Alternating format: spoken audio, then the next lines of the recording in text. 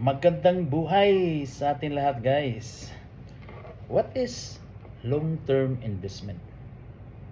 May idea? Long-term investment? Of course, meron, di ba?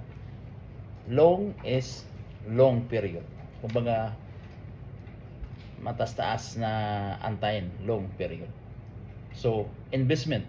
Pag sinabing investment, maglagay ka ng pera para kumikita. Maraming mga investment na sinasabi, yung mga scammer na investment na mag-invest ka sa akin within 1 month or 2 years or maybe other next following month, kikita ka ng 5%, 10%.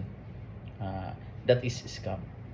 So pag sinabi nating long-term investment, we're talking about now stock market. So long-term investment, yung pera mo ilagay mo sa stock market para tumubo, kumuha ng dividendo long term.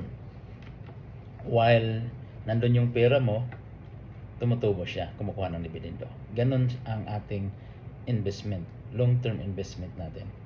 So ngayon, pag sinabi sa ibang tao na kausap mo, meron tayong investment. Ano yung klaseng investment yan? Kikita ka dito, yayaman ka within 1 year, 2 years. Wow, that is scam. Pag ganyan ang usapan, scam yan, guys. So that is also part of my experiences na sa gusto mo magkaroon ng pera kaagad, siyempre nahulog tayo sa mga scammer. Kaya dapat tandaan natin kung sino-sino yung mga kausap natin, scammer ba yan o hindi. Okay? So tandaan natin, long-term investment. Ano yung basihan natin sa long-term investment? Pag sinabi natin long-term investment sa stock market, mag-open account ka sa stock broker, magdeposito ka ng pera doon sa bangko, tapos bibigyan ka ng account sa brokerage. At the same time, kung may account number ka na, at the same time, meron ka ring password. So yung password na yan, ikaw lang nakakalam para doon ka na bumili ng share of stocks. So how to invest the long-term investment? So choose profitable market, kung ano yung pinaka the best na market na magandang company. So i-hold mo siya for 5 to 10 years. That is a long-term investment. At the same time, dagdagan mo siya every month, or either hindi every month, every 2 months, as long as that na madagdagan mo siya. So keep it. At kapag may pera ka, makita mo deep yung market. Let's say ang price ngayon sa Ayala, bumili ka ng Ayala ngayon, share of stocks, ang price ng Ayala 100. So after 2 months or 3 months, naging 90. So kung may maraming budget, bili ka agad para tutubo siya. At least magkaroon siya ng malaki-laki yung shares mo makukuha. So ganun ang pag long term natin investment.